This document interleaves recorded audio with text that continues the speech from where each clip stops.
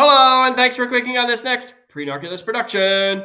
Today, we're going to be talking about rational inequalities. So, rational inequalities using rational functions and solving inequalities with those as opposed to polynomials.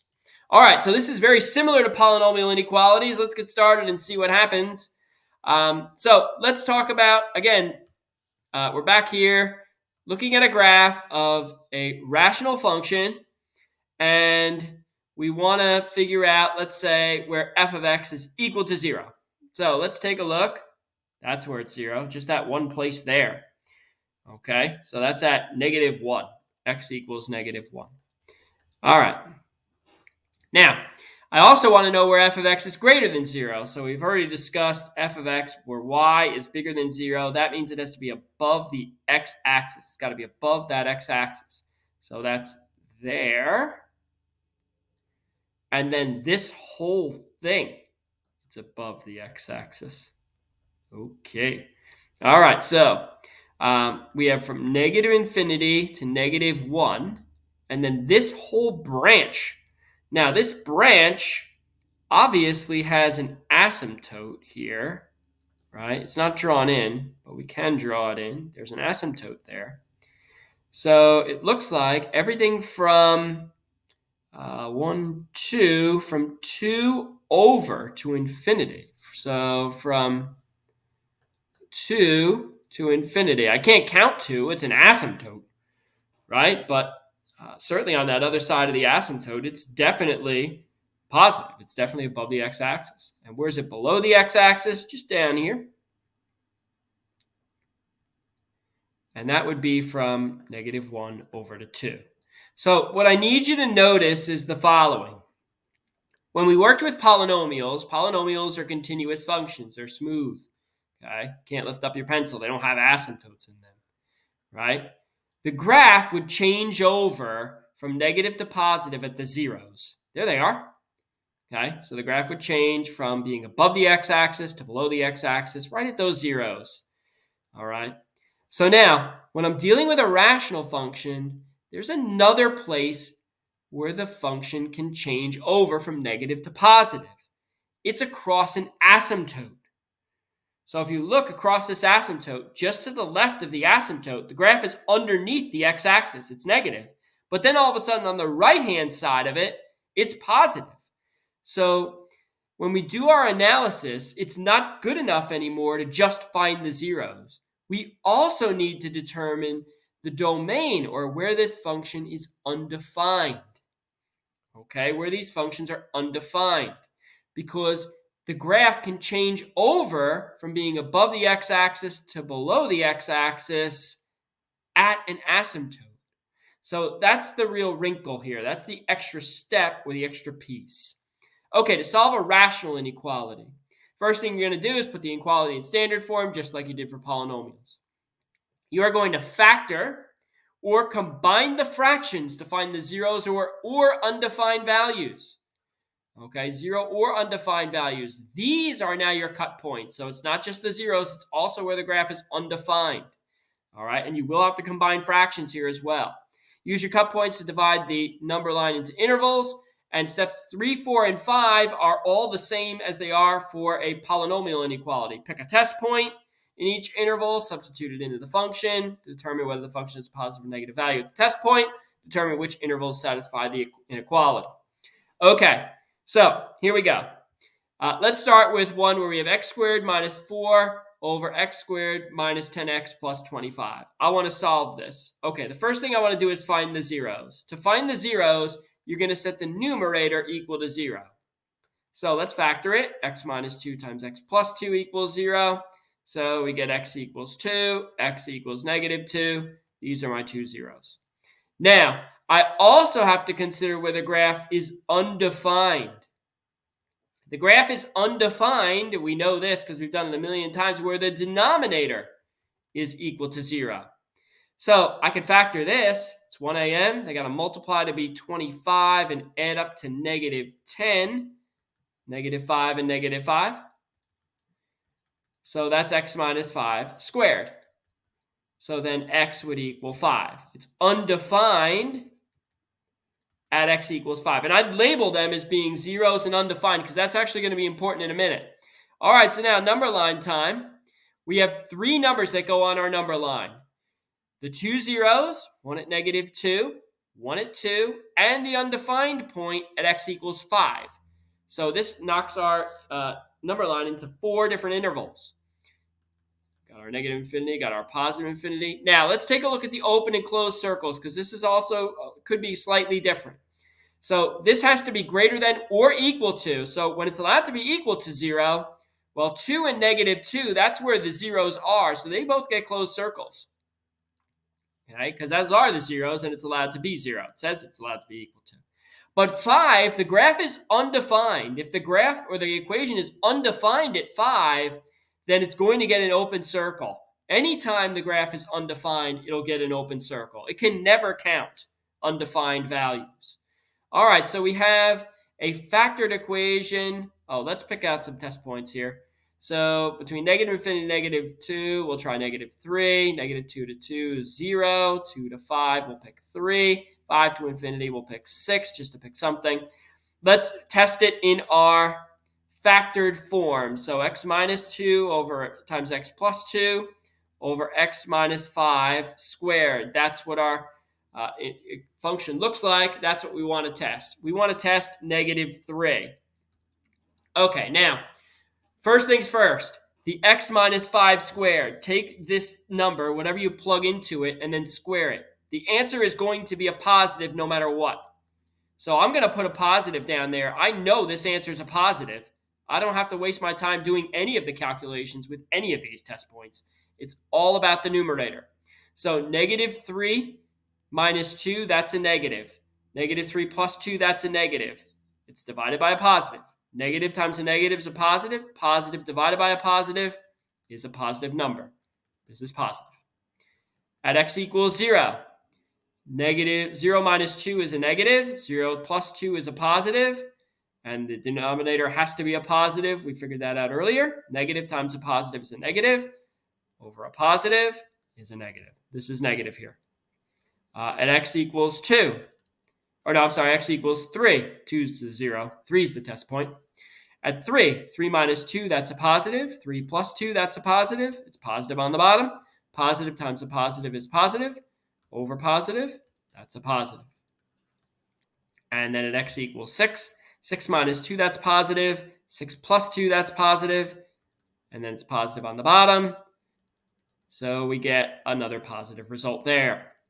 And now I want to know where this graph is greater than or equal to 0. So where is this function positive? Well, it's positive there. It's not positive there. It's positive there. And it's positive there. There are 3 regions. So the solution we got from negative infinity over to -2. It gets a bracket there. And then we have from 2. Well, both of these intervals count, but the problem is 5 doesn't. So I have to break it up into 2 intervals. So we got bracket 2 to 5, gets a parenthesis, and then we got to break it up again with 5 to infinity. If the 5 counted, I could have done it in one shot all the way across. But since it doesn't, I have to break it up into 2. And this is my solution. These are the 3 intervals where the value is positive, where the graph is above the x-axis. Okay?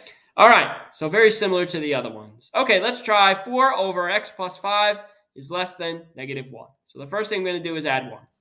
So I have 4 over x plus 5 plus 1 is less than 0. So now I got to put a 1 underneath. I need a common denominator. The common denominator is x plus 5. I can only do this with one fraction. So I need an x plus 5 top and bottom. That's going to give me, first term doesn't need anything, or it needs a 1. Can multiply it by 1 top and bottom. Doesn't do anything. So the first term is a 4 plus 1 times x plus 5. I can distribute the 1, but it's not going to do anything. Gives me just the x plus 5. All over x plus 5 is going to be less than 0. Now, I can't cancel these because they're added now, but that gives me x plus 9 over x plus 5 is less than 0. Okay, so now I got one fraction to work with. Let's find the zeros. So the zeros are where x plus 9, the numerator is equal to 0. So that's going to be -9. And then my undefined value is going to be where x plus 5 is equal to 0. That's going to be x equals negative 5. Okay, so I got two things to go on my number line here. We got negative infinity, positive infinity. We have negative 9 on there and negative 5. Okay, open circle, closed circle. Let's see, negative 9, that's a 0. This has to be less than 0, not allowed to be equal to, so it gets an open circle.